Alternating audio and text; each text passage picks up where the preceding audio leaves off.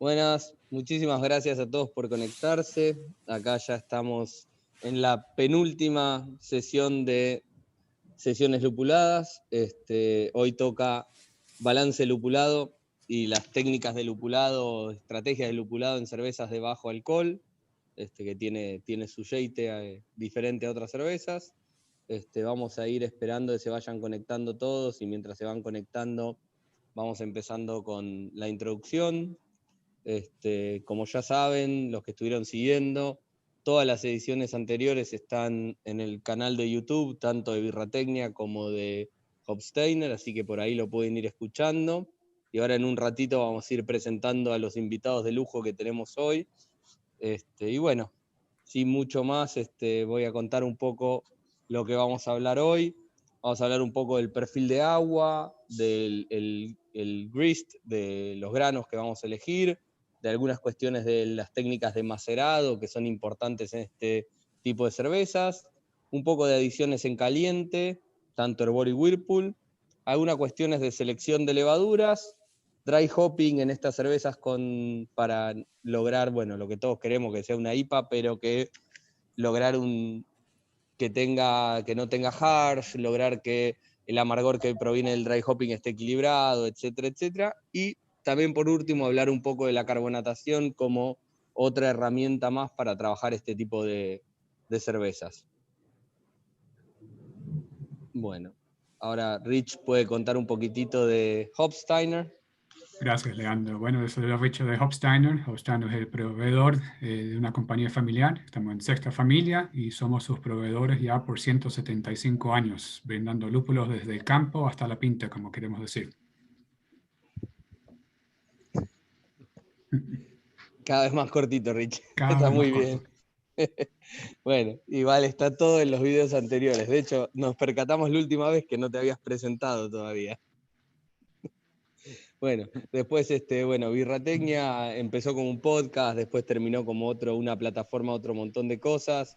Birratecnia lo formamos Matías de Dos Dingos, que está ahí conectado, y yo de Placebo. Y bueno, ahí tienen nuestros Instagram y tienen el Instagram de Hopsteiner para seguir un poco lo que estamos haciendo. Y bueno, como decía al principio, esta es la penúltima sesión que queda, pero después por suerte las vamos subiendo todas a YouTube, así que las tienen como referencia. Y bueno, hoy es otro de esas sesiones en las cuales hacemos un panel, ¿no? Así como la anterior que había sido la de jugo de lúpulo.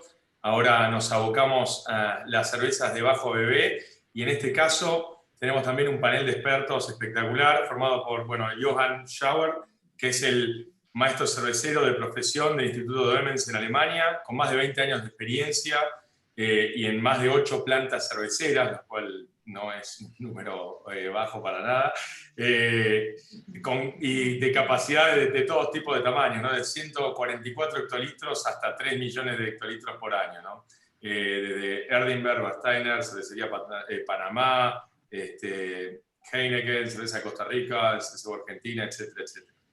Por otro lado, tenemos a Ángela García, ingeniera en alimentos de la Universidad Autónoma de México, encargada de la innovación y proyectos especiales y control de calidad en Cervecería Primus en México.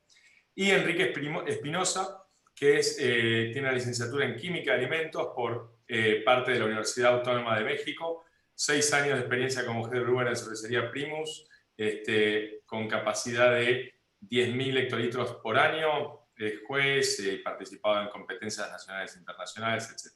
Y para cerrar el panel de lujo, nada más y nada menos que Hernán Castellani. También, no sé si la gente, no sé si no se habrá cansado de que te presenten, Hernán. La verdad que estás en tantas charlas que si alguien acá no te conoce sería raro. Pero Hernán, bueno, Hernán también es ingeniero químico, ¿no?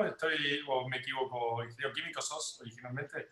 Cuasi químico. Bueno, sí. Casi, faltan un par de materias ahí, pero casi ingeniero químico. Tiene experiencia, es uno de los consultores más conocidos en cervecerías artesanales en Argentina y, por qué no, en Latinoamérica. También tiene un Master Brewer. Master Brewers es en el programa que hiciste en la UC Davis. UC Davis. Bueno, además es Gypsy Brewer con Sir Hopper, una cervecería casi que se podría decir dedicada al lúpulo, ¿no? Acá en Argentina, muy conocida. Así que un placer tenerte acá, Hernán. Además que Hernán tiene un blog que es Birra, pero con un 1 en vez de la I, un 4 en vez de la A, Birra Blog, y que es blog y también hay episodios de YouTube, etcétera, etcétera. Así que cositas interesantes ahí en el blog de Hernán para chusmear, vale la pena. Bueno, entramos ya en lo que es la presentación. Lean, ¿querés darle una más? Ahí va. Para arrancar con el tema de hoy, con las preguntas de hoy, nos metemos en lo que es el perfil de agua, ¿no? Todos sabemos como cerveceros la importancia del agua o del perfil de sales del agua en el impacto que tienen nuestras cervezas, y bueno, más aún cuando nos empezamos a poner en cervezas que tienen menos cosas para soportar y en el sentido de, al tener menos alcohol, menos densidades iniciales, ¿cómo hacemos para darle ese cuerpo extra, ¿no? Que nos ayude a balancear adiciones interesantes de lúpulo, ¿no? Así que esto está relacionado tanto con no solo a la relación entre cloruro y sulfato, sino también a los valores o los niveles de esos mismos iones. Así que la pregunta que le hago al panel es: ¿qué enfoque le dan al perfil de agua cuando están pensando en hacer cervezas lupuladas de bajo ABV? ¿Cómo enfocan esto cada uno de ustedes? Johan, ¿querés arrancar vos? Vale, sí, claro, Mati, gracias. Obviamente cuando las cervezas tienen bajo ABV, es un matiz diferente. ¿Cómo hacer de que te quede un lupulado bueno, pero que te quede también un sabor que te acompaña, un cuerpo de la cerveza, pero sabes que tiene una gravedad original baja? Entonces, sí es un reto importante y, bueno, creo que ya también es conocido, tenemos como estas dos partes principales de adiciones de sal en el agua. Tenemos los cloruros y tenemos los sulfatos.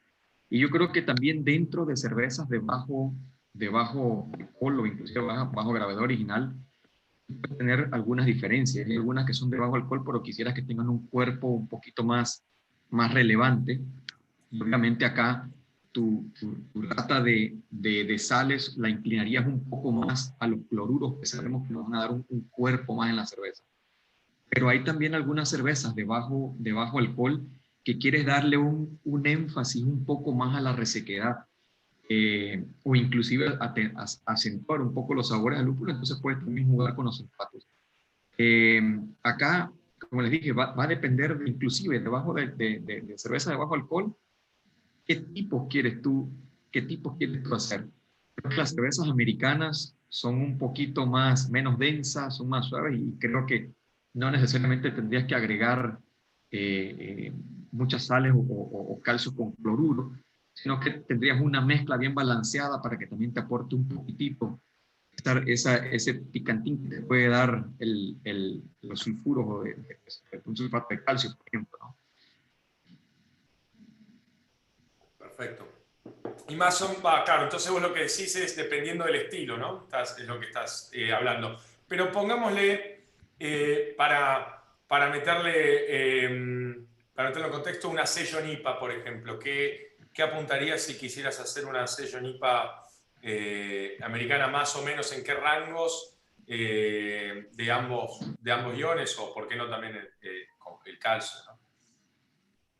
Sí, no, claro, acá sería una buena combinación. Tú quieres resaltar en una Session IPA, quieres resaltar mucho la parte del lupulado. Y obviamente acá sabemos que las sales de sulfato te van a aportar más esa resequedad que va en línea con un buen perfil de lupulado con una cerveza de bajo contenido de alcohol. Y eso no significa que no puedas hacer algún mix que te pueda también dar o aportar cierto cuerpo en la cerveza, que sería con el cloruro de calcio. Va a depender, mira, yo he visto un montón de combinaciones en muchas cervecerías, en un 75-25, darle un poco más el realce a la parte de sulfato, en la cerveza que vayas a agregar, que si lo vemos como porcentualmente, y eso más que todo, como te dije anteriormente, tratando de darle ese realce de que una cerveza que tenga poco alcohol, poco gravedad original, pero que quiera acentuar mucho este sabor amargo y sobre todo que no te interfieran estos otros sabores que te pueden dar este dulzor o cuerpo que te puede dar un cloruro de calcio, ¿no? Ok, perfecto. Bueno, ¿quién sigue? Ya me perdí con el orden. ¿Ángela? No. ¿Enrique Sí. o Ángela? Sobre el mismo tema del agua. Sí. Digo, creo que ya lo dijo muy bien Johan, hay que pensar en la cerveza como un sistema completo, ¿no? O sea, no solamente una cosa va a tener un efecto en el resultado final. Evidentemente el agua es un factor súper importante y es complicado porque dependiendo de la escala de cerveza, que me refiero a la cantidad de cerveza que se haga, pues es el control que puedas tener sobre el agua. Creo que para un homebrewer es mucho más sencillo tener control sobre esa agua y poder modificar esa agua que para cervecerías medianas o un poco más grandes. Dependerá completamente del estilo. Si pensamos en una cerveza con un amargor marcado, como sería una IPA, pues normalmente hablamos de 800 partes por millón de sulfatos y 100 partes por millón de cloruros, más o menos eso es lo que nos marcan, por ejemplo, para burtonizar el agua, ¿no? Que es lo que se especifica para una IPA inglesa, si lo quieres ver así. En el caso de una session IPA, pues es diferente, pero creo que va a depender mucho de qué perfil quieres que tenga esa IPA, ¿no? Si es una session IPA que tienda más a ser seca o tienda más un poco a los caramelos, tal vez que solo puedes enfocar más en las maltas. Entonces, la recomendación va por ahí en la relación de sulfatos y cloruros, aunque también hay que pensar en el calcio y otros iones, pero va a depender del cervecero qué perfil final quiera darle a su cerveza, ¿no? Hernán, ¿vos querés Bien. contarnos tu enfoque? No, estoy bastante en línea con todo lo que están hablando el resto de los panelistas. Estamos todos en la misma línea. Me parece que la decisión del perfil de agua que vas a usar para una cerveza lupulada ligera depende mucho del resto de las decisiones. Qué tanta 100%. complejidad de malta vas a poner. No es lo mismo que uses solamente malta base y uses Pilsen y Múnich en el grist como que uses, no sé, caramelos. Y lo mismo depende de la intensidad y de la carga del lupulado. No es lo mismo el agua para una sesión IPA si le vas a agregar 12 o 14 gramos por litro que el agua para una sesión IPA que va a tener 5 o 6 gramos por litro. Entonces, más o menos creo que estamos hablando todos de la misma línea. Como para cerrar y dar algún datito más respecto a mi opinión, siempre aclaro, yo trato de ir con aguas bastante blandas y hacer un lupulado en donde no le aporto complejidad a una sesión IPA ni de maltas ni de agua, como para que los lúpulos brillen en sabor y aroma y que vengan con un amargor asociado a esas adiciones. Pero generalmente trato de no pasarme de 100 ppm de ningún ion en general. La relación cloruro-sulfato me gusta mantenerla cerca de 1 a 1 por el hecho de que ya las adiciones que voy a aportar de Whirlpool y Dry Hopping me van a aportar un poco de amargor. Entonces, si levanto mucho de sulfato en una birra que no tengo mucha complejidad de maltas ni mucho alcohol, más todo el lupulado de sabor y aroma, puede que la desbalancee. Sé que estoy mezclando un poco todo con todo, pero voy a volver a hablar del agua. Trato de ir con una base de aguas bastante simple, en donde solamente agrego un poquito más de cloruros que de sulfatos, manteniéndome bien bajo, idealmente entre 50 y 60 ppm totales de sulfatos y entre 80 y no más de 100 ppm totales de cloruros. Perfecto. Bueno, yo, o sea, estoy la verdad que bastante de acuerdo con los tres. Realmente es difícil hablar de aguas en general cuando cada subestilo, ¿no?, que uno quiere aplicar Pues no es lo mismo una Session IPA West Coast que una Session NEIPA, ¿no? O que una Pale Ale, ¿no? Bastante lupulada, una Modern Australian Pale Ale o algo así. Cada una va a tener un nivel separado, pero también estoy totalmente de acuerdo con Hernán. Intento, cuando estoy haciendo una cerveza, una Session de cualquiera de esos estilos, no ir tan alto, no jugar con niveles tan altos de sales, ¿no? Sí, probablemente una relación bastante balanceada de o 1-1 o 1-25-1, ¿viste? O 1-0.75, jugar en esos niveles, normalmente, dependiendo cuál de esos subestilos, ¿no? Pero siempre menos de 100, menos de 75 ppm cuando estamos hablando de cervezas con bajo ABV, porque si no, siento que tienden a quedar un poco muy minerales, en mi opinión, por lo menos. Así que estamos de acuerdo. Hablar de aguas de sí solo es difícil, y me parece que lo importante para todos es saber que no es que hay una solución de aguas para el total de las cervezas de bajo nivel alcohólico. Uno tiene que pensar para cada una de las cosas que uno quiere lograr qué va a ser la combinación que mejor va a darnos, ¿no? Así que bueno, pasamos a la siguiente, Leandro. Totalmente. Bueno, ahora siguiendo con la próxima etapa de la elaboración, que obviamente el gris de granos, o sea, la receta de las maltas. Y bueno, acá básicamente en una Session IPA o una birra altamente lupulada o lupulada por lo menos, donde no tenemos un gran soporte de maltas ni de alcohol sobre el cual nos podamos caer, uno de los grandes temas es cómo balancear el amargor, ¿no? Y entonces la idea es intentar buscar también técnicas que nos permitan obtener el sabor y el aroma que queremos sin ese aporte de amargor que nos puede llegar a desequilibrar la cerveza que estamos. Entonces acá una de las cosas interesantes tiene que ver un poco con el uso de dextrinas, ¿no? Típicamente uno cuando habla de este tipo de cervezas habla mucho de la densidad final y buscar una densidad final alta y todo. Y en este sentido hay un estudio bastante interesante del año 89, donde lo que encontró Ragot, que fue quien hizo este estudio, es que eran necesarios 20 gramos litros de dextrinas para que aumente la percepción del dulzor. Y entonces, digamos, era un nivel bastante alto. De hecho, Scott en su libro después, un poco basado en esta y otros trabajos posteriores, intentó ver qué cantidad de Carapils, que es la malta que mucha gente usa, justamente una malta liviana, pero que supuestamente nos aporta más dextrinas y etcétera, para poder lograr superar esa barrera de 20 gramos litro de dextrinas, y que para que cambie la percepción del dulzor 40 gramos litro que teníamos que tener en una light lager. Obviamente esto en otro tipo de cervezas va a cambiar, pero si ya en una cerveza con tan poco cuerpo, con tan poco complejidad, con tan baja, con casi nada más en juego, necesitamos un nivel bastante alto, es de esperar que en una cerveza con otro nivel de soporte necesitemos una diferencia aún mayor probablemente para poder notarlo, y logró superar recién esta barrera de los 40 gramos litros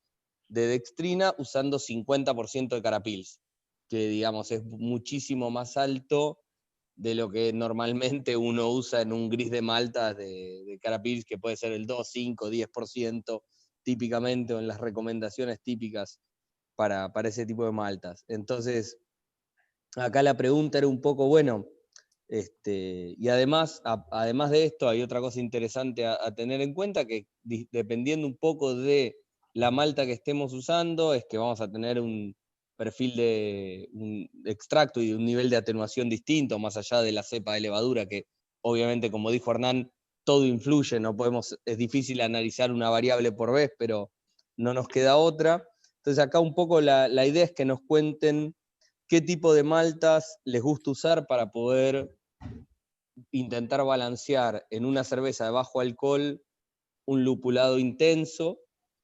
Si utilizan maltodextrina o alguna otra o algún otro, o adjuntos, o alguna otra malta buscando para lograr buscar este efecto, cuál es su experiencia, y también si han usado algún otros productos avanzados de lúpulo, pensando en decir, bueno, mi receta ya la voy a construir desde el Mamos, buscando un amargor menor para no tener que forzosamente generar una cerveza que tenga el soporte para esa alta tasa de lupulado.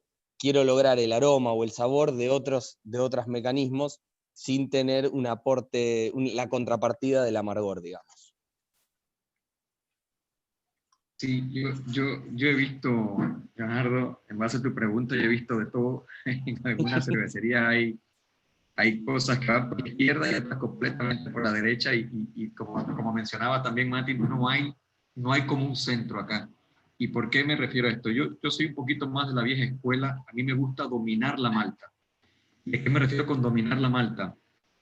Todos sabemos que hoy por hoy la mayoría de las malterías hacen maltas muy solubles, entonces al cervecero le cuesta manipularla, pero yo sí creo que todavía se puede. Entonces, en este caso, para buscar este balance o que tenga un poco de cuerpo en la cerveza y luego poder entrar con la parte del lupulado, yo entraría con temperaturas que me permitan activar mayormente estas enzimas que me dejan más dextrinas en la cerveza. Sería como mi idea principal, más que hacer algún tipo de agregado. Pero sabemos que cuando son de baja densidad, las cervezas no es tan sencillo. Y también he visto, como digo, está el lado derecho, este lado muy conservador, que es el que me gusta más a mí usar. En el caso de no poderlo lograr, sí entraría con algo que quizás pueda brindarte un poquito más de sedosidad, a depender, como te digo, del estilo de la cerveza, o ya entrar en una parte de dextrinas, que son estas maltas que son ya un poquito más especiales, que tú mencionaste, la Carapils, por ejemplo, que sí definitivamente te va a ayudar. Esto lo he comprobado, sí va a mejorar bastante el azúcar, vamos a decir, no fermentable, pero recalco, siempre me voy en línea a tratar de que el macerado me lo brinde naturalmente. Y he visto también algunas cervecerías que agregan algún tipo de hojuelas, por ejemplo, de trigo y demás, que te pueden crear un poquito ese sabor un poco de cuerpo o dulzor, y luego entonces ya tú puedes combinarlo con los diferentes lupulados que vendrían a ser tanto en el cocedor de tu mosto, o en el Whirlpool, o por qué no en las dos versiones que le llamo yo, las dos versiones que existen de lupulado en frío, que es o bien desde que inicias a fermentar, con un tipo de lúpulo que ya vayas dándole un poquito de sabores del inicio, o con un dry hop ya al final que te dé ese último impulso que tú estás buscando de 1 o 2 días máximo, tratar de purgarlo para que te tengas un buen balance. Pero serían como mis dos versiones, o agregas algo, un Carapils, o un poco más allá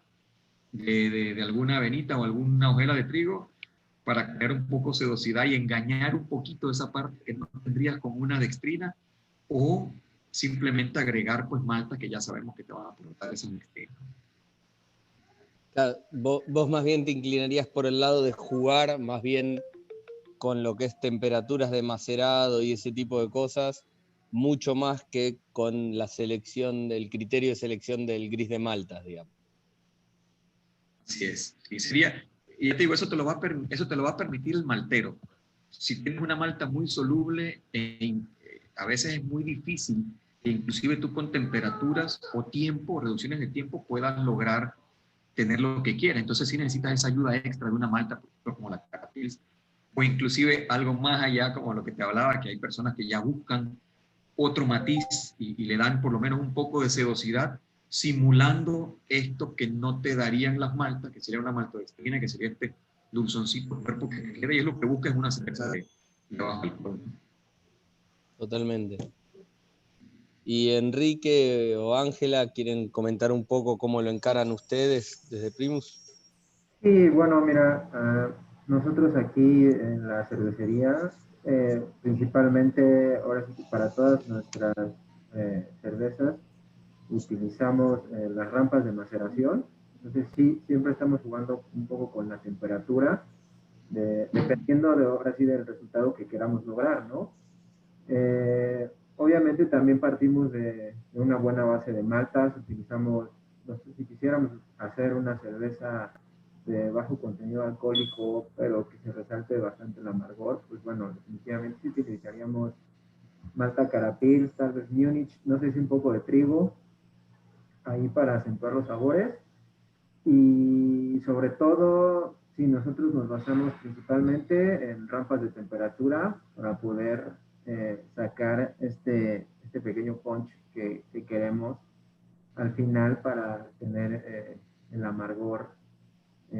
Nosotros hemos jugado muchísimo con las temperaturas, sobre todo con las de las alfa y la beta milasa, para poder tener un perfil lupulado al final, ¿no? Pero muy pequeño. Nosotros no hacemos cervezas muy lupuladas, pero sí nos gusta tener ese toque y que esté ahí, ¿no? Entonces, principalmente jugamos con maltas y con temperaturas de maceración. Eso sí es de inicio, ¿no? Y obviamente sería como un complejo, ¿no? O sea, ¿qué es lo que quieres, de qué quieres partir y a dónde quieres llegar? Y obviamente, pues en todas las etapas del proceso, hacer ajustes y ver qué es lo que quieres realmente, ¿no? Y entonces es un conjunto de ajustes para poder llegar a lo que quieres, ¿no? Entonces, así como hablaban un poco del agua, un poco de la maceración, un poco de las maltas, y bueno, obviamente también un poco o un mucho en la parte del hervor, del lúpulo, para ver qué es lo que quieres obtener al final, ¿no? Claro, totalmente. Un poco, digamos, alineado con lo que venía diciendo Joan.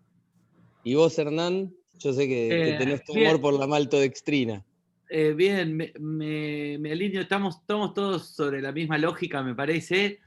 Hablando puntualmente de maltas, depende mucho de qué estilo estemos hablando. A mí en la sesión IPA, una sesión IPA que vendría a ser lo que conocíamos como la costa oeste, no me gusta tanto agregar maltodextrina.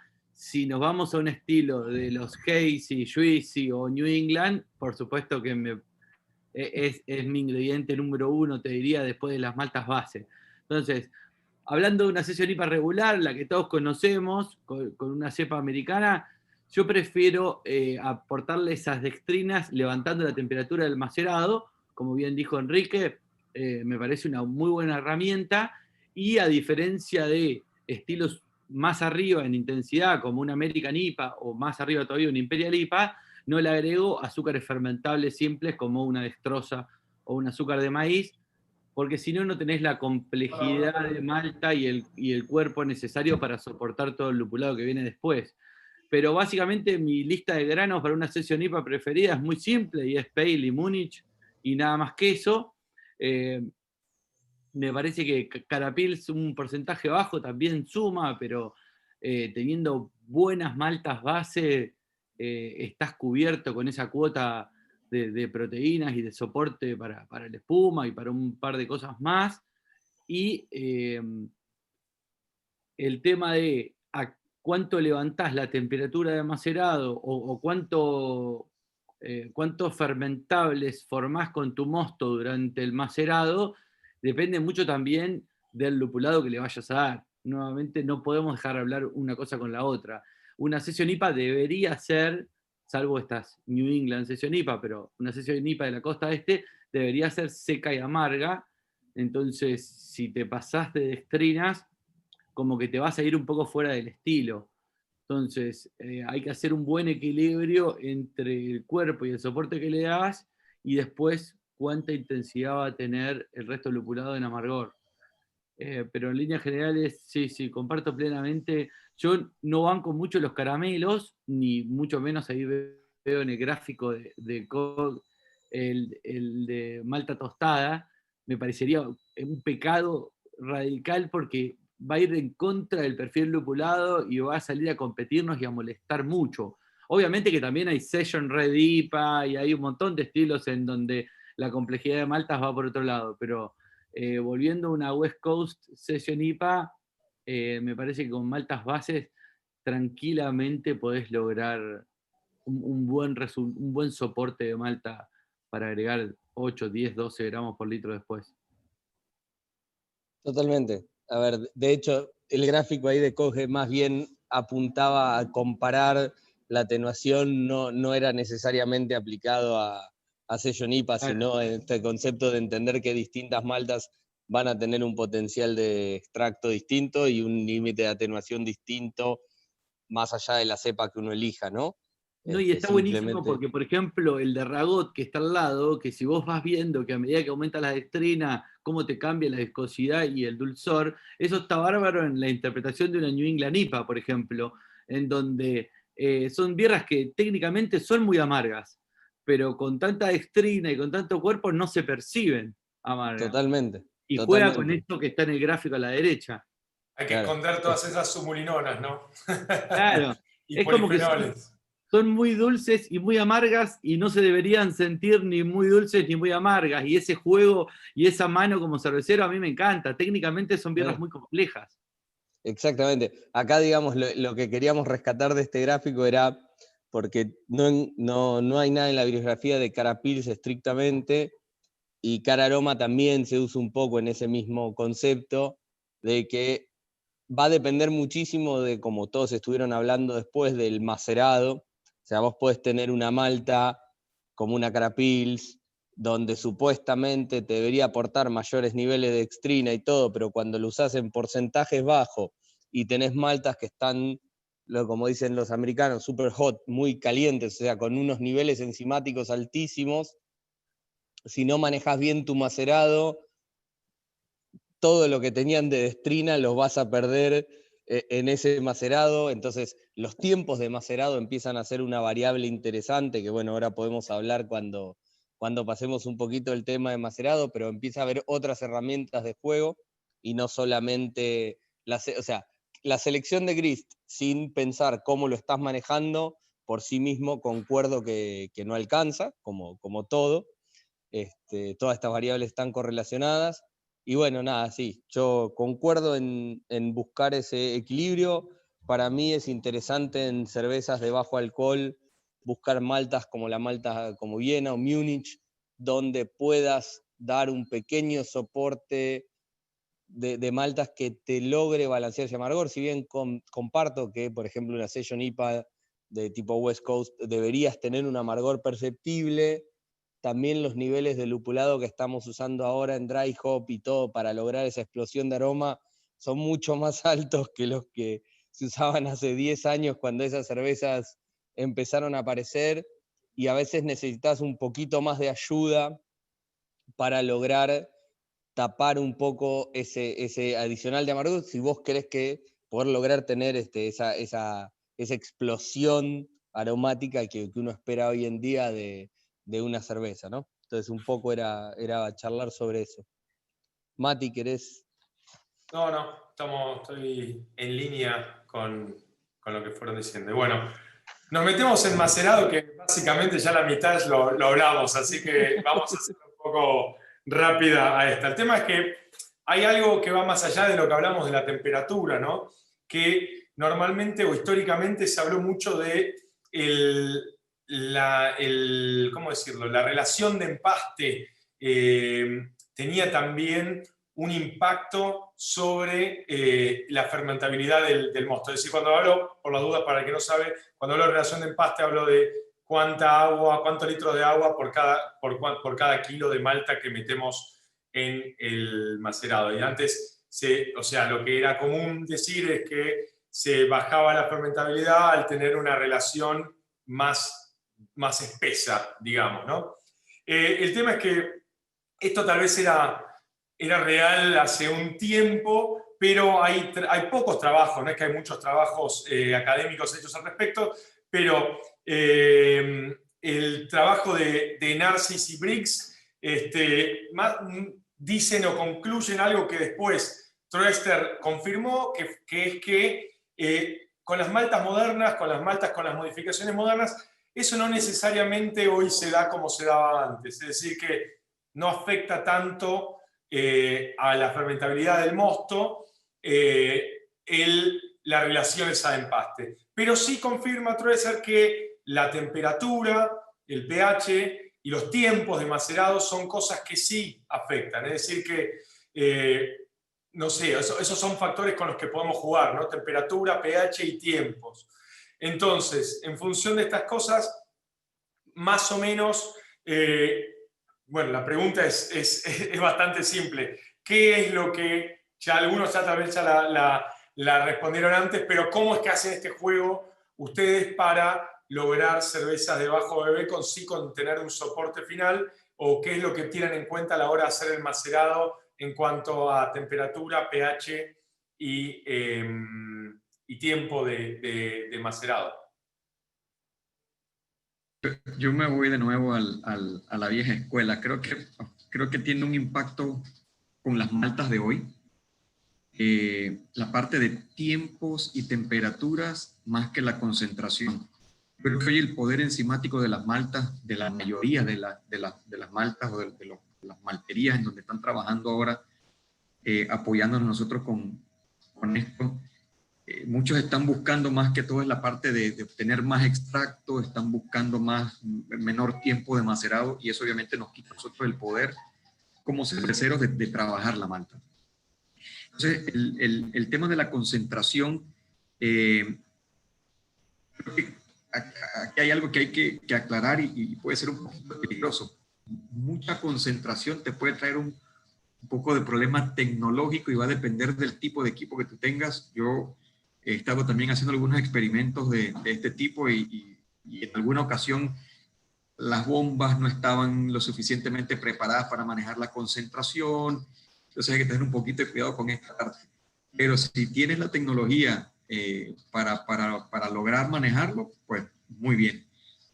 Sin embargo, sí hay un momento en donde ya no puedes concentrar más por la misma tecnología que tienes tú y tienes que trabajar con lo que tienes, tu relación de agua-malta. Y si tú diluyes o haces una comparación de algo concentrado y algo no concentrado, sí puede tener una pequeña diferencia, pero luego viene el freno de la tecnología, ¿no? Entonces, ese balance de ¿puedo hacerlo o no puedo hacerlo? Y lo otro era, tengo las diferentes maltas para lograr hacer lo mismo sin tener que concentrar, es algo que cada cervecero tendrá que ver en su equipo. En lo personal, a mí no me gusta concentrar mucho o tener una relación agua-malta, o sea, una relación de malta muy alta, porque siento que no le estoy dando a la enzima esa hidrolización adecuada desde el principio para poder que empiece a trabajar. Entonces me gusta así tenerla una relación más normal y trabajar en función a temperaturas y tiempos. Cuando estoy a temperaturas bajas o arrancando, prefiero acortar los tiempos y subir inmediatamente para ganarle a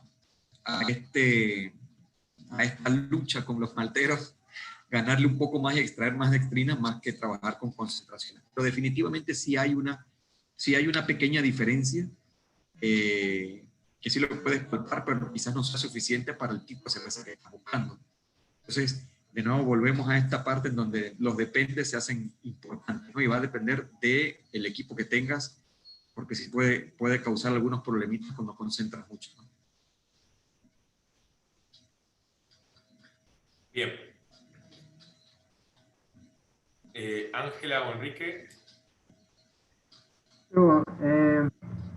Nosotros, para nuestro caso, que quisiéramos trabajar una cerveza con bajo contenido alcohólico, igual, volvemos a partir de la misma premisa de qué es al final lo que queremos, ¿no? Si en el caso de que si quisiéramos una cerveza con un poco más de cuerpo, pues bueno, ponemos a trabajar las enzimas, la alfa-amilasa que convierte las dextrinas, ¿no?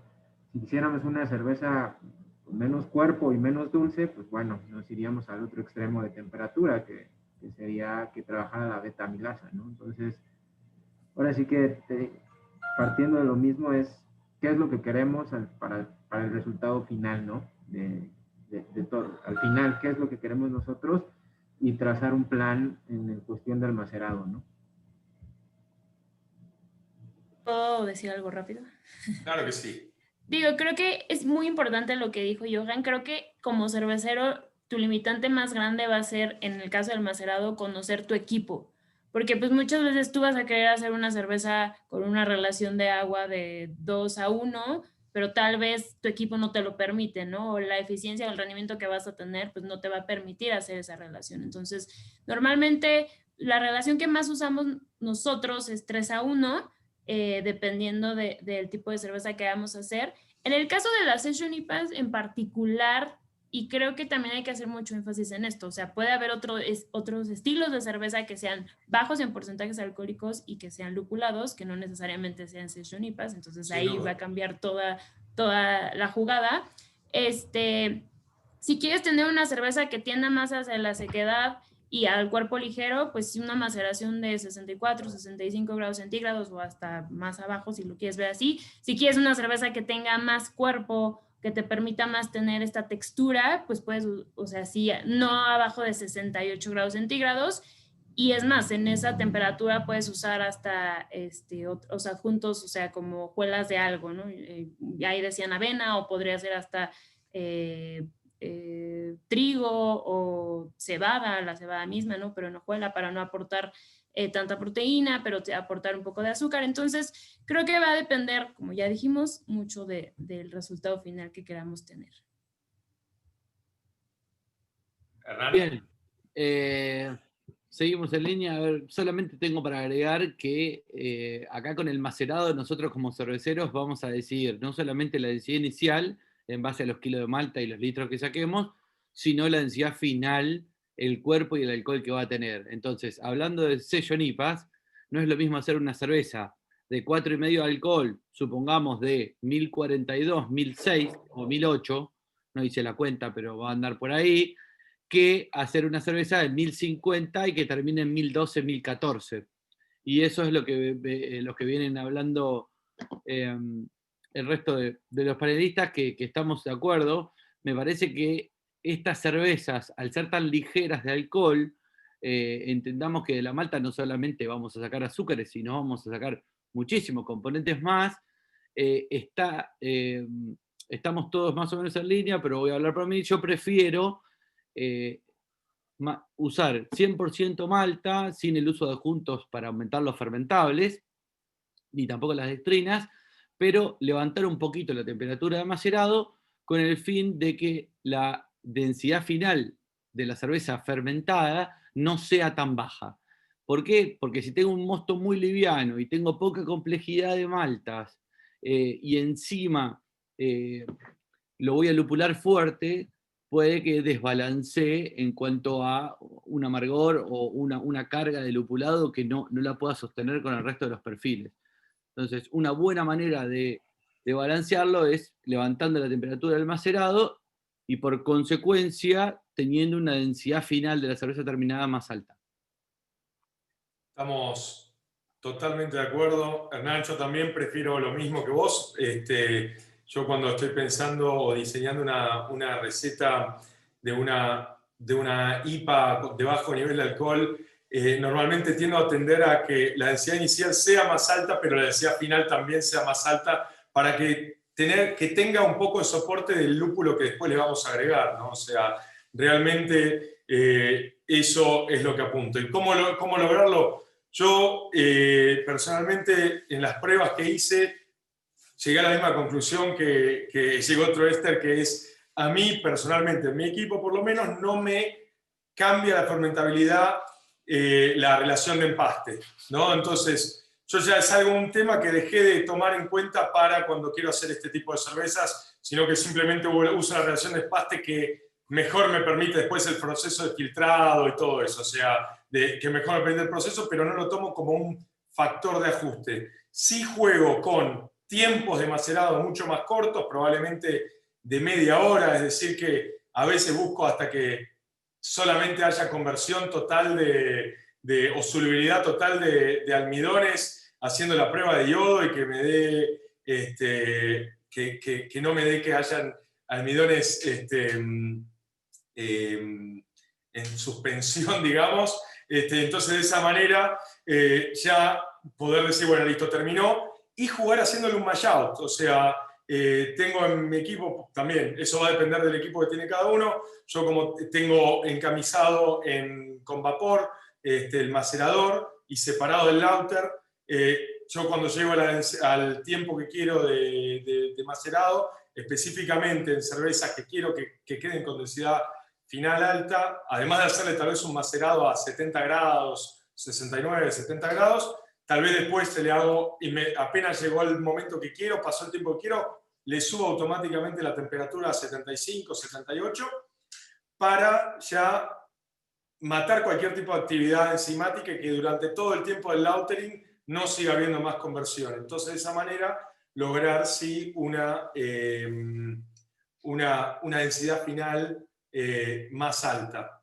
Así que ese es también el enfoque, bastante en línea con lo que decía Hernán y el resto, ¿no? Pero por supuesto que va a depender de qué tipo, ¿no? de estas cervezas que queremos hacer. Bueno, pasamos a la próxima. Sí, bueno, esto es un tema que venimos hablando un poco recurrente ya, digámoslo, en lo que respecta a isomerización en el Whirlpool.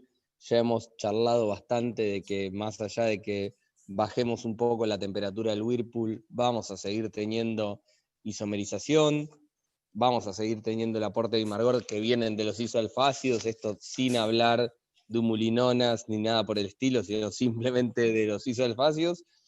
Y entonces, en este tipo de cervezas, donde estamos buscando esa adición de Whirlpool para lograr sobre todo sabor y un poco de aroma, es importante intentar limitar este fenómeno. En algunos lugares de Latinoamérica que les hierve más bajo la temperatura, tienen una ventaja, yo creo, en este sentido, porque logran tener niveles de isomerizaciones menores, incluso a temperaturas de hervor.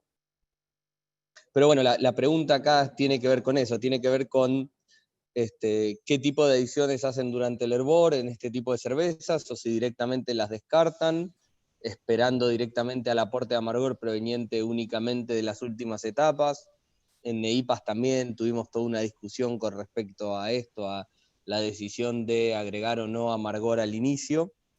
Y después, si hacen alguna técnica de bajar temperatura, enfriar o como fuere, agregando agua fría o bajado de temperatura del Whirlpool para lograr niveles de isomerización un poco más bajos, para justamente lograr esto, ¿no? El aporte de aroma y sabor sin esa contrapartida de amargor que vamos a tener necesariamente del uso del lúpulo. Yo lo veo, Leonardo, de esta forma. Yo creo que siempre tú vas a requerir, para cualquier tipo de cerveza, tú siempre vas a requerir cierto amargo. Yo soy de los que considero que una pequeña parte se agrega al principio, creo que te ayuda mucho también para empezar a hervir, que no se te forme tanta espuma y demás, creo que te ayuda un poquito, y también como para darle ese amargo base a la cerveza. Luego puedes empezar a jugar con, bueno, todas las técnicas que comentaste hace un momento atrás, en donde hay lupulados tardíos desde el hervor, cuando quieres darle algunas notas que quizás te aporten un poco de amargo, pero que te quede todavía esa parte que estás buscando del lúpulo que quieras agregar. En la parte del Whirlpool yo creo que sí te aporta también un poco al amargo, depende de lo que tú quieras, pero siento que la merma es un poquito más alta, y es por eso que yo apunto un poco más a ganarle un poquito al final de la cocción, y creo que saltándome un poco lo que estamos viendo en la filmina, inclusive si yo quiero tener un lúpulo que se quede en mi cerveza, yo ni siquiera iría al Whirlpool, yo solo agregaría al principio de la fermentación para que ya vaya agarrando ese gusto desde el principio y que no sea una temperatura en donde donde puedas volatilizar parte de los aceites esenciales, ¿no?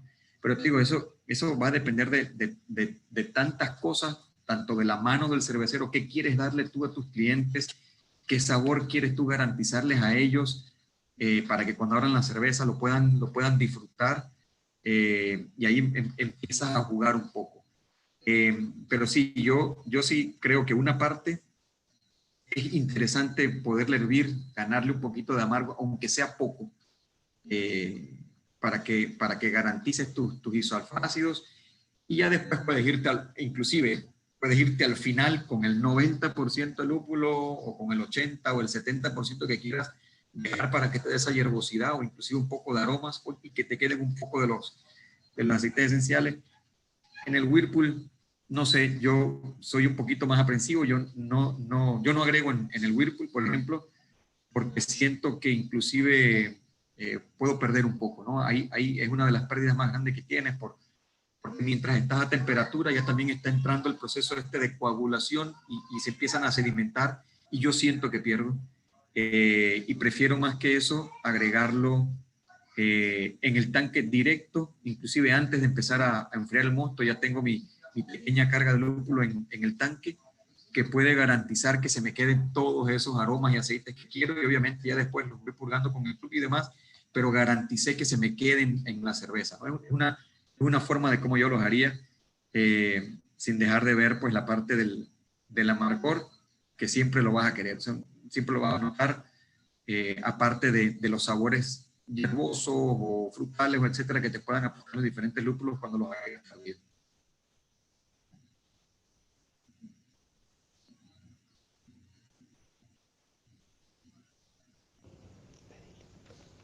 Buenísimo. ¿Y vos, Ángela o Enrique? ¿Lo ven similar a Joan? ¿Tienen otra opinión? Pues bueno, para nuestro caso, definitivamente cualquiera de las técnicas utilizadas, nosotros hemos utilizado el hop stand, también depende un poco del tiempo de contacto que esté ahí.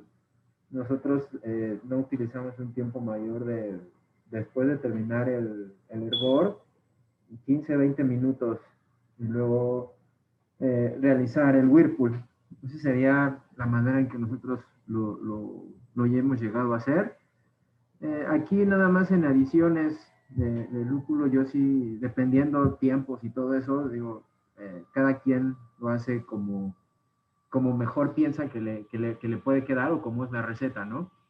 Pero sí cuidar un poco, sobre todo el espumeo, cuando esté hirviendo, cuando el hervor es muy vigoroso y le agregas el lúpulo y todo este espumeo que se genera, puedes llegar a perder gran parte de esta adición o de lo que tú quieres integrar a tu cerveza en las paredes, sobre todo cuando empieza a espumear demasiado, se llega a quedar el lúpulo atrapado en las paredes. Entonces, pues, o sea, como recomendación, pues nada más cuidar esta parte, ¿no? Y pues ya sobre las adiciones, pues no lo más que llegamos a hacer es hop stand, 20 minutos de contacto, Whirlpool y hacia el fermentador, ¿no? Eso sería básicamente las técnicas que nosotros usamos. Bien, acá tengo algunas diferencias con mis compañeros, que obviamente no son ni mejores ni peores, solamente son otras opiniones. Yo generalmente en este tipo de cerveza session, en donde tengo mucho menos soporte de todo, no lupulo nada en la parte de hervor. Muchas veces le tiro un muy pequeño fervor hop cuando arranco a hervir, que es un puñadito de lúpulo, como decía Johan, para tener un lupulito dando vuelta y que ayude la coagulación y que genere algunos IBUs, pero ni siquiera lo mido, es básicamente un puñadito cada tantos litros, y si es un lote muy grande son 2 puñaditos o 3 puñaditos. Es así de impreciso y de... Es una edición muy chica, si lo calcularía serían 2 IBUs, 3 IBUs, 5 IBUs, y después me voy directamente al Whirlpool. Nuevamente, cuánto Whirlpool o qué tan intenso es la edición de Whirlpool depende del resto de las decisiones que tomé a la hora de sentarme a diseñar la receta, de qué tan fuerte la voy a lupular después en dry hopping, pero no son mis cervezas en donde más whirlpooleo, digamos, más carga de gramos por litro de hop stand hago, básicamente porque no me quiero llevar mucho amargor. Cada vez más me gusta mucho esta edición en Whirlpool. Los chicos de Birrateria tienen un montón de charlas muy buenas y me gusta la de Chau Ibu Chau, que está bárbara, hablando de el tema de las humulinonas, isomerización y un montón de cosas que acá juegan distinto, pero son cervezas que si las ves en el software a veces te calcula que tienen 5 IBUs, 8 IBUs, 14 IBUs, cuando en realidad vos hacés la cerveza terminada y no los tiene, básicamente porque ocurren un montón de otras cosas. Pero para no seguir hablando en el aire y más o menos redondear, en una sesión IPA en donde busco un 1048, 1012, como hablábamos antes, densidad inicial final, con una base de malta simple, estoy entre 2 y 4 gramos por litro. Ese rango lo elijo de acuerdo a cuánto voy a deshopear después, con un hop stand a 85, es mi temperatura predilecta por un montón de cosas. Scott Janis habla mucho de eso, los chicos pueden hablar mucho mejor que yo de la explicación química al respecto, pero hay una máxima solubilidad de los aceites esenciales que más agradables son, por lo menos de la gran mayoría de los lúpulos que usamos, y a 85 grados te llevas mucho flavor sin, no es sin, con la menor carga de amargor posible para esa adición, que está muy lejos de ser nula. Y para cerrar, los tiempos de contacto y los tiempos de contacto y las permanencias dependen mucho de qué tan intensa sea, pero generalmente para este tipo de cervezas y con un Whirlpool de 2 gramos por litro no llevo a tanto, pero de 4 gramos por litro lo dejo al menos 45 minutos de reposo en el hervidor, sabiendo que voy a isomerizar, sabiendo que voy a aportar amargor, pero es una forma de contrarrestar lo que decía Johan, que tenés poca eficiencia en esa transferencia y gran parte del lúpulo que aportás lo perdés. Bueno, ¿cómo contrarrestás esa ineficiencia? Y bueno, haciendo un whirlpool bastante vigoroso, pulverizando el lúpulo y teniendo en pequeñas partículas en suspensión en todo el mosto hirviendo no, perdón, el mosto sin hervir a 85 grados, como dije antes. Yo whirlpool con bomba de manera centrífuga durante 10 o 15 o 20 minutos, de manera de aumentar esa transferencia que es verdad que es bastante ineficiente, y después una espera de 20, 30 o 40 minutos más para que todo eso caiga y obviamente para que siga transfiriendo un poquito más. Está bien, está buenísimo. Bueno, ¿Puedo acá... agregar algo? Sí, por supuesto. Creo que es importante y algo que no hemos comentado es todo va a depender de la variedad de lúpulo que estés utilizando también. O sea, no todas las variedades funcionan o aportan lo mismo en las etapas, ¿no? Entonces, yo, por ejemplo, a mí no me gusta el dry hop de un Cascade o de un Centennial porque siento que te aporta como toda esta parte resinosa y harsh que no me gusta, pero sí lo haría en una adición de amargor de 60 minutos, por ejemplo, ¿no? O sea, como buscando este amargor contundente y balanceado, y que balancee la parte dulce de las maltas que hayamos decidido utilizar. Entonces, por ejemplo, un Citra, un Mosaic en Dry Hop me gusta mucho, pero no lo agregaría en Whirlpool. Entonces, como pensar también qué perfil aromático y de sabor quieres que tenga esa cerveza, para de eso seleccionar una variedad de lúpulo, y creo que eso te va a ayudar mucho a saber qué método puedes utilizar para adicionarlo, ¿no? Claro, sí, totalmente. O sea, estamos, digamos, las preguntas quizás iban más apuntado a técnicas, después los perfiles aromáticos y de sabor y todo eso que cada uno vaya buscando, por supuesto, van a depender. Concuerdo plenamente que utilizar lúpulos muy, muy resinosos en una cerveza de bajo ABV quizás no es la mejor opción, cuando vos estás buscando que tenga un perfil quizás más moderno, más frutal, y sacarlo un poco del herbal, porque ahí va a ser mucho más fácil que se te vaya un poco la mano. Volviendo un poco a lo que decía Hernán, yo no soy en lo personal muy partidario del descenso de temperatura en el Whirlpool demasiado. Creo que a veces termina trayendo algunos problemas en la formación de la torta y eso. Sí concuerdo que no hay que hacerlo a temperatura de hervor, o sea, está bueno bajar unos grados. Yo me inclino a bajarlo un poco menos y a cortar los tiempos. O sea, un poco lo mismo que lo que habló Matías con el macerado. Para mí una variable que está como un poco no tenida en cuenta a la hora de un montón de cosas de elaboración es el manejo del tiempo y no tanto el manejo de lo que es temperaturas. Hablamos mucho de temperaturas en macerado, hablamos mucho de temperaturas de Whirlpool, hablamos, bueno, en fermentación es crítico, pero yo creo que otra variable para jugar muchas veces es el tiempo en lugar de la temperatura. Yo prefiero lograr una volatilización rápida de ciertas cosas que quiero que se vayan, sobre todo en un Whirlpool donde estoy buscando generar una cerveza tropical, frutal, etc. Prefiero que el mirceno y un montón de compuestos que se volatilizan rápido, perderlos rápido y después pasar a enfriar bastante rápido, porque las tasas de transferencia, las velocidades de transferencia, creo que se pueden jugar a favor, pero de nuevo, esas son cuestiones de estilos de cada uno. A mí me gusta más jugar con eso que con temperaturas en los procesos, pero bueno, es como todo, cada uno tiene un poco su libro, su escuela, y esto es lo enriquecedor de ir viendo que no hay para todo una solución óptima, ¿no? Si no, sería todo muy fácil si fuera a decir, y hace esto, esto y esto, y se acabó y todos podemos hacer la mejor cerveza. Justamente ahí está la mano. Claro, justamente sería muy aburrido.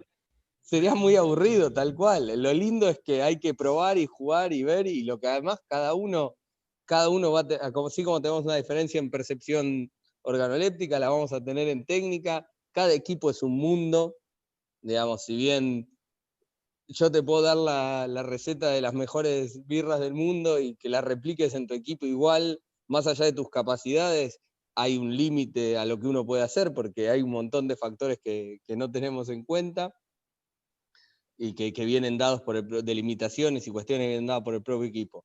Entonces, desde ese lado, bueno, nada, yo me inclino más al juego del tiempo que de las temperaturas. Sí concuerdo que la selección de lúpulos obviamente es crítico a la hora de elegir, sobre todo en esta cerveza de bajo alcohol. Y de nuevo, para mí lo que es súper importante es lo que mencionó varias veces Hernán, es lograr bajo alcohol, pero que ello no venga necesariamente de baja densidad, sino que venga de baja atenuación. Entonces eso te va a permitir lograr ese cuerpo y ese sustento para poder lupular un poco fuerte, quizás para este estilo de cerveza, en lo que si uno miraría tradicionalmente los BUGU que hablaba Ray Daniels en su momento, estaríamos yéndonos fuera de escuela.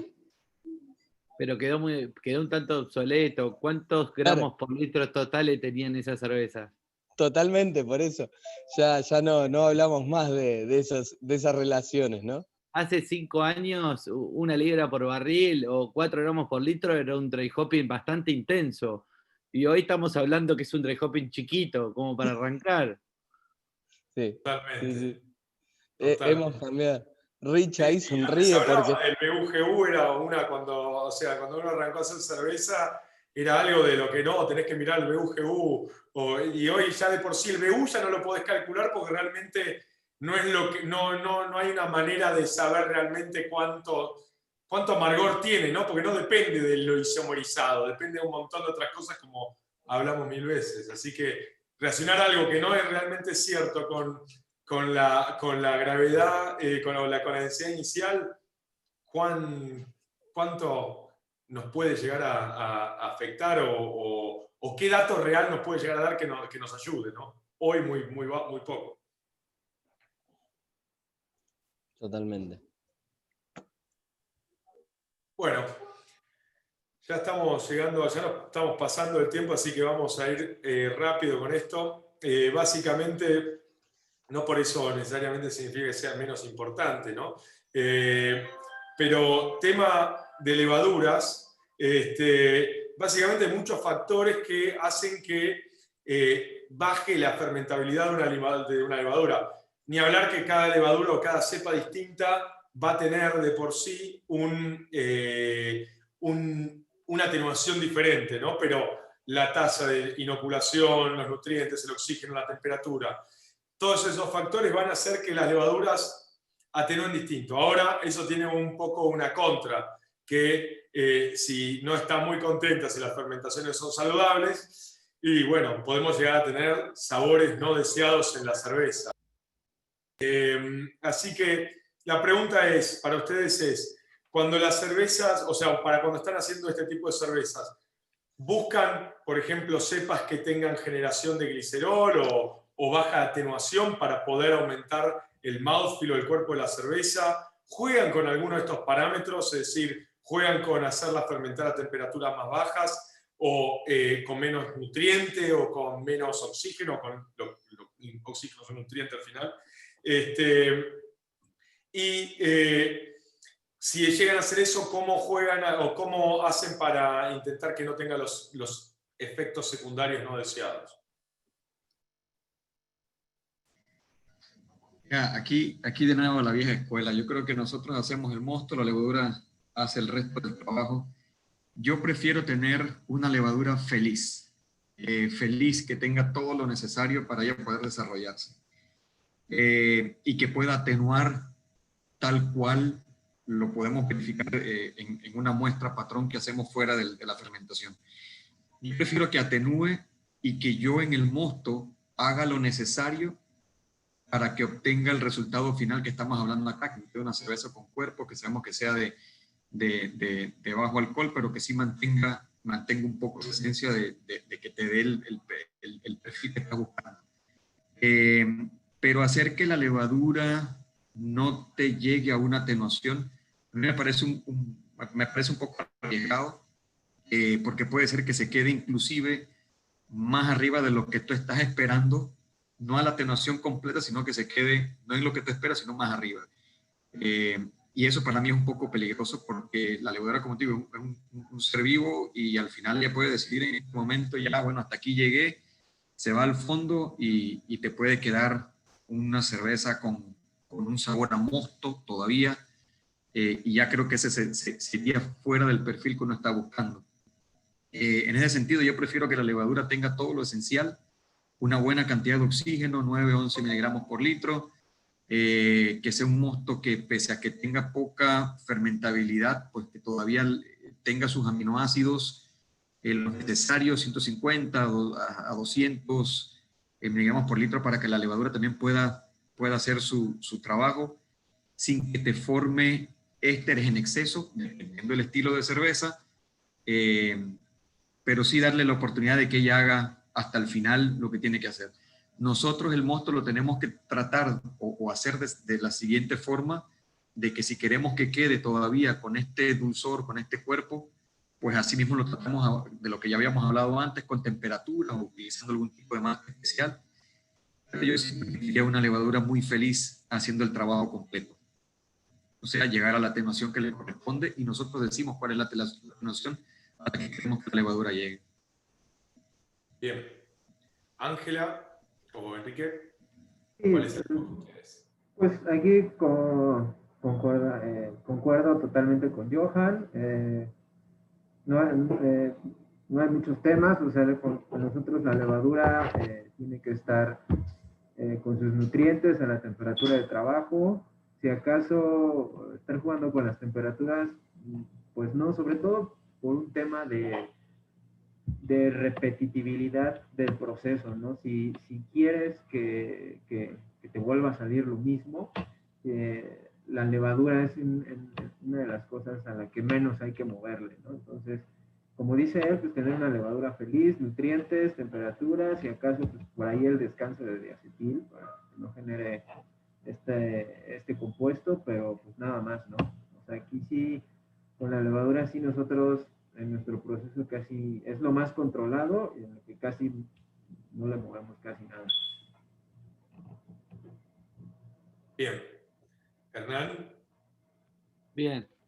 Me es imposible resumir de manera cortita esto, pero bueno, sí, básicamente una fermentación sana, hablamos de densidades finales altas, y eso no se hace mandando la birra frío en el momento que está cerca de lo que quiero, sino dándole la complejidad del mosto para que cumpla su ciclo de manera óptima y que termine donde quiere terminar porque no le queda otra, no porque yo la mandé a frío o le corté el proceso a mitad de camino.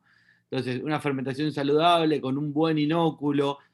Personalmente, prefiero elegir para estas session IPA ligeras una cepa de levadura americana que sea bastante limpia, que no tenga mucha producción de ésteres, que cambia radicalmente mi respuesta si hablamos de una session hazy IPA, que vendría a ser el extremo opuesto, en donde buscas, vos decías lo del glicerol, para mí es una herramienta súper importantísima cuando hablas de hazy o New England IPAs, pero no es algo que busque, por lo menos de manera directa, cuando hago IPAs de la costa oeste o session IPAs de la costa oeste. Entonces, prefiero ahí una cepa de levadura neutra, que la carga de ésteres sea bastante baja, básicamente para no competir con el lupulado, y una fermentación rápida y sana, limpia.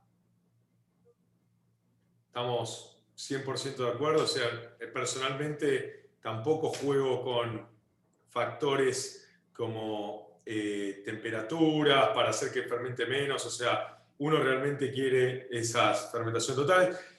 Lo mencionamos a esto porque justo el otro día estaba escuchando el podcast de la NBAA y hablaban de cerveza sin alcohol, y uno de los métodos más utilizados en Estados Unidos en este momento para hacer cervezas de muy bajo alcohol es efectivamente el cortar la fermentación y después, por supuesto, pasteurizar el mosto, ¿no? Cada vez más se está yendo a sistemas de ósmosis y ese tipo de cosas, pero realmente es un método que hoy se está usando. A mí personalmente, coincido con ustedes tres, yo prefiero tener una fermentación completa y sana, y sí jugar tal vez con qué cepa de levadura usar, como decís vos, Hernán.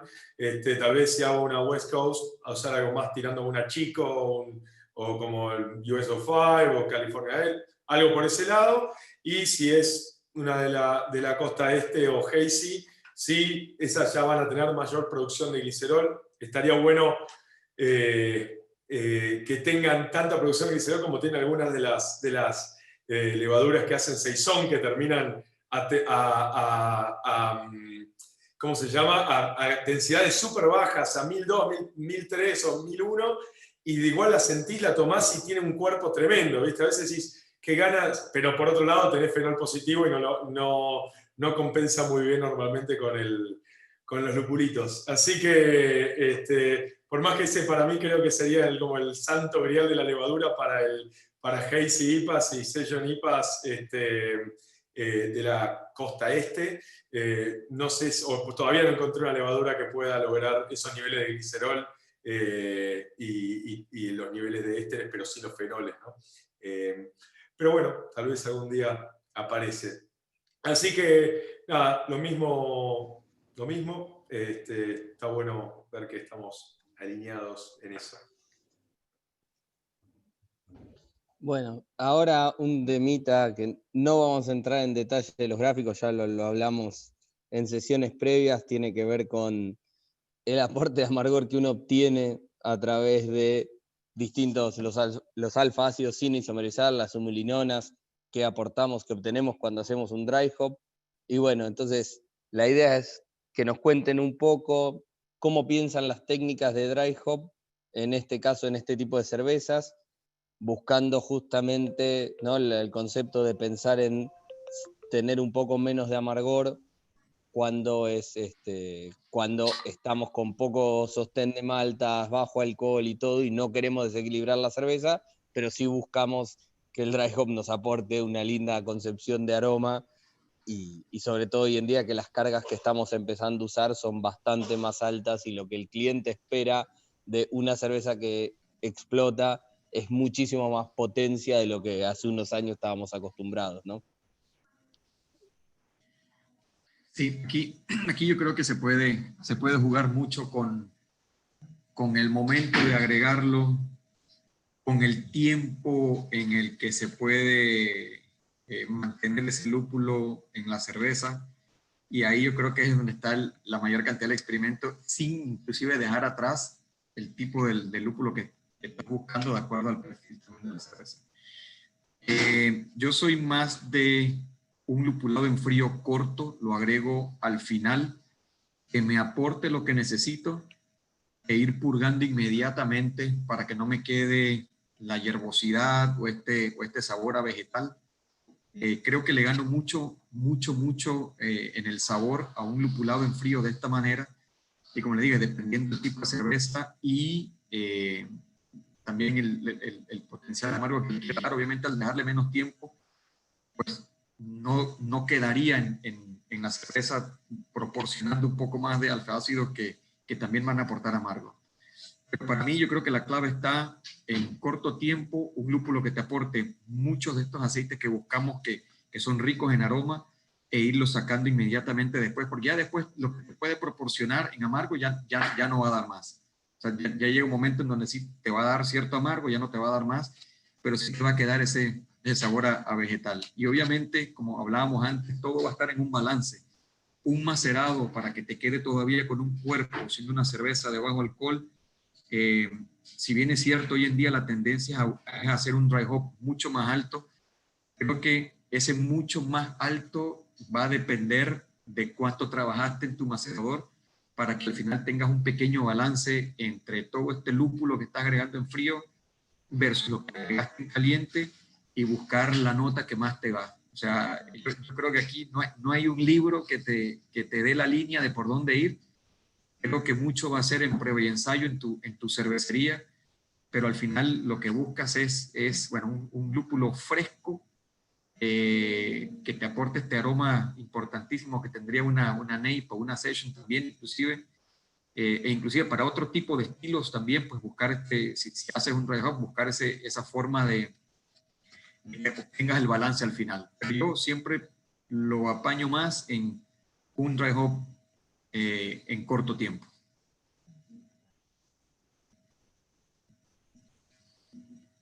Nosotros en cervezas de línea no hacemos dry hop, o sea, cervezas de línea me refiero a las cervezas que hacemos todo el tiempo, entonces no es una técnica que usemos comúnmente, pero sí hemos experimentado con algunas cervezas que no son de línea, sino de temporada o cervezas experimentales. No podría o no me atrevería a decir que existe una técnica perfecta o específica, comparto mucho lo que dice Johan. Creo que cada vez que lo hacemos de forma diferente, buscando evidentemente un resultado diferente. Creo que mucho del secreto o del tip está enfocado en la variedad, como ya había dicho hace rato, que quieras utilizar. Tratar de no buscar este perfil vegetal o resinoso que creo que mata por completo todo lo que ya hayas podido hacer con el perfil de maltas. La cantidad, pues digo, ya lo dijeron hace rato, va a depender mucho digo, hay datos teóricos que dicen que 4 gramos por litro, 2.5, 3, eso va a depender mucho del cervecero y creo que de lo que le quiera aportar. Nosotros normalmente estamos entre 2.5 gramos por litro y 3, es lo que utilizamos. Aproximadamente 3 días en frío antes de sacar la cerveza y eso es lo que mejor nos ha funcionado para el resultado que hemos querido obtener.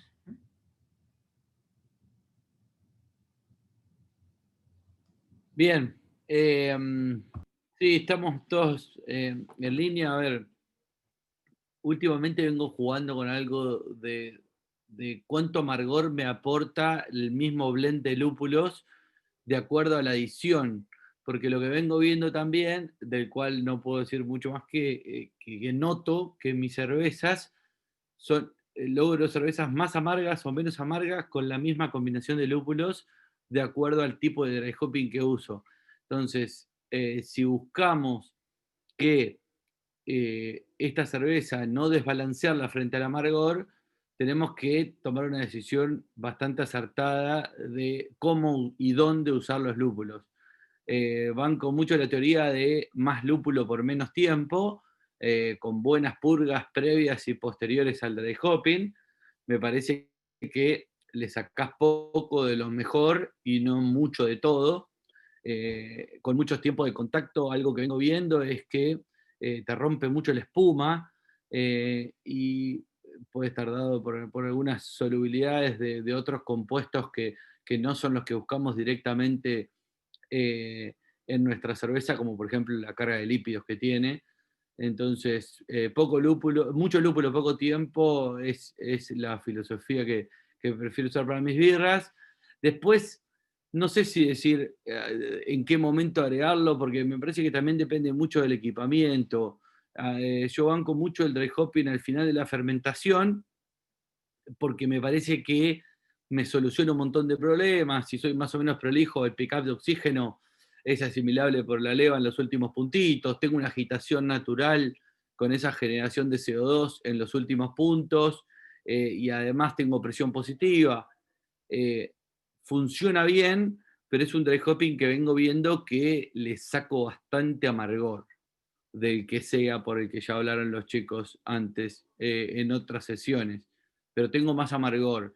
Entonces, un dry hopping quizá entre 12 y 14 grados, después que pasaron unos días de esa cerveza a esa temperatura, en donde gran parte del aleador en suspensión ya fluculó, le puedo llegar a sacar un perfil más amigable, más dulzón de la fruta a esa misma combinación de lúpulos, sin hablar de uno en particular, y para este estilo puede ser una gran diferencia.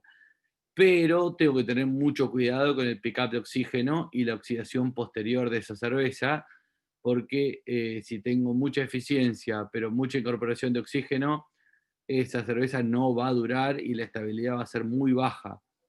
Entonces, cada uno podrá tomar decisiones de acuerdo a su equipamiento y a su tecnología asociada para ver cuál es el dry hopping ideal de acuerdo a la cerveza que decidió elaborar y el equipamiento que tiene en mano. Pero yo iría entre jugar con unos pocos gramos por litro al final de la fermentación, por ejemplo, para los homebrewers o para los que fermentan en plástico, que no pueden hacer fermentaciones isobáricas presurizadas, y quizá un dry hopping en frío con un slurry y una buena agitación para los que tienen un poco más de equipamiento y se pueden dar algún lujito de esa técnica sin un riesgo alto de pick-up de oxígeno. Claro, totalmente. La verdad que estoy bastante de acuerdo, o sea, concuerdo con reducir los tiempos de contacto y concuerdo que a veces quizás no es el uso más eficiente de los recursos, pero a veces por querer sacarle ese último puntito de aceitito que queremos del lúpulo, lo que nos traemos a colación en polifenoles, en humulinonas, en alfa-ácidos, no es lo que queremos. Entonces concuerdo plenamente con eso. Creo que en este estilo de cervezas, donde tenemos una baja carga de un bajo soporte de maltas, creo que está bueno hacer los lupulados al final de la fermentación, es decir, ya cuando uno hizo un poco de cold crash, donde podés buscar, o sea, en caliente un poquitito, pero no tan caliente para tener menor solubilidad de ciertos compuestos, sobre todo los compuestos de polifenoles y todo eso, que es lo que más nos van a desbalancear este estilo de cervezas.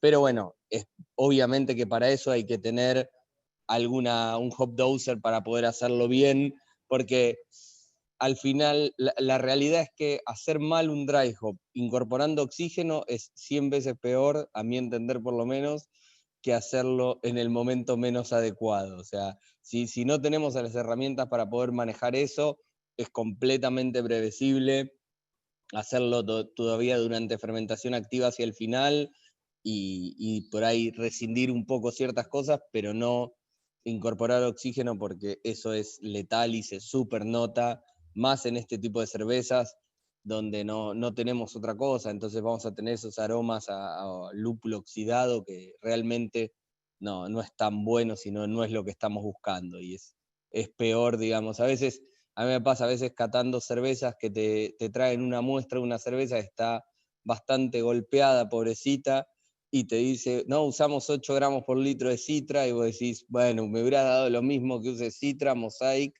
o que hubieras usado el lúpulo más barato que encontrabas, porque la incorporación de oxígeno que tuviste en el proceso hacía que cualquier perfil que podía llegar a aportar ese lúpulo estuviera totalmente menospreciado. Entonces, pero bueno, la idea era cerrar un poco ya con este tema de dry hopping, que es la última etapa en la elaboración, o de las últimas. ¿Puedo agrego Sí. una cosita más, Lean, antes de cerrar? No te dejo. Básicamente a lo que dijo Hernán, que estoy muy de acuerdo, y vos también, realmente dos cositas. Una es, en este tipo de cervezas, más todavía, yo no soy muy fanático de hacer adiciones normalmente en fermentación activa. Cuando digo fermentación activa, digo en fermentaciones tempranas, en los primeros días de la fermentación, y digamos con high Krausen, lo que se dice con Krausen alto. Pero creo que en estas cervezas el impacto es todavía más fuerte, es decir, que cuando haces, si tenemos poco ABV, o si tenemos poca estructura de maltas y pocas cosas que balanceen, hacer un dry hop en fermentación activa en estas cervezas tiene un impacto incluso mucho más fuerte, y hay que ser muy cuidadosos, tal vez, si lo van a hacer, a dosar productos como los lupulin pellets o algo así, o sea, que son, digamos, los pellets de concentrado de lupulina con menos, o sea, productos avanzados que tienen menos materia verde, ¿no? Para poder, o para intentar de esa manera, extraer menos de estas materias verdes que pueden llegar a afectarnos e impactarnos de una manera mucho más fuerte en este tipo de cervezas que en cervezas que tienen más estructura de malta, más alcohol y un montón de otras cosas para compensar. Así que simplemente eso, tal vez ser más cuidadosos con esas Perdón, un pequeño chivito para Richard, que está acá escuchando, pero para una session IPA, un dry hopping de Denali, que ahora es Sultana, en frío, es una fiesta, es una explosión de frutas que es muy difícil de lograr con otros lúpulos. Así que, porque venimos hablando de otros y no sé qué, y no venimos diciendo muchas variedades en particular, pero una session IPA con un dry hopping a 12-14 de Denali, perdón, ahora es Sultana, no me acostumbro al nombre nuevo, amo ese lúpulo, todavía no me acostumbro, no le cambié el nombre en mi cabeza, es glorioso, súper recomendable. Listo, excelente, no digo más, me encanta escuchar eso. Es un lupulazo, la verdad, es un lupulazo. Es más, estaría bueno tenerlo en Argentina como en su versión de Lupulin Pellets también, además, para tener otra versión más para jugar, pero realmente sí, es una fiesta de naná tropical tremenda, el Sultana. Excelente. Así que bueno, la verdad que nos pasamos media hora del tiempo, así que las preguntas las hemos ido respondiendo en privado en el Q&A. Realmente ya nos pasamos media hora del tiempo de todos nuestros invitados y de toda la gente que está viendo, así que no nos queremos abusar más. Vamos a cortar acá. Lo que sí queremos agradecerle a todos por sumarse, bueno, no solo a nuestro panel de expertos, sino también a toda la gente que se sumó a la sesión de hoy y que nos vienen bancando este séptimo de 8 sesiones lupuladas. Y la próxima es en 2 semanas, usando el mismo código que usaron hoy, y nos vemos ahí. Esa es la última, de donde vamos a estar hablando sobre el balance entre la acidez y el lúpulo, ¿no? También otra cosa difícil de hacer. Así como hoy hablamos de algo muy difícil, que es ese balance entre bajo ABV y lúpulo, esta última también es muy difícil porque la acidez y el amargor no se llevan muy bien, pero cuando está bien logrado se pueden lograr cosas espectaculares. Así que nos vemos ahí y muchas gracias a todos. Gracias a todos. Gracias. Gracias, que estén bien. Hasta luego. Saludos.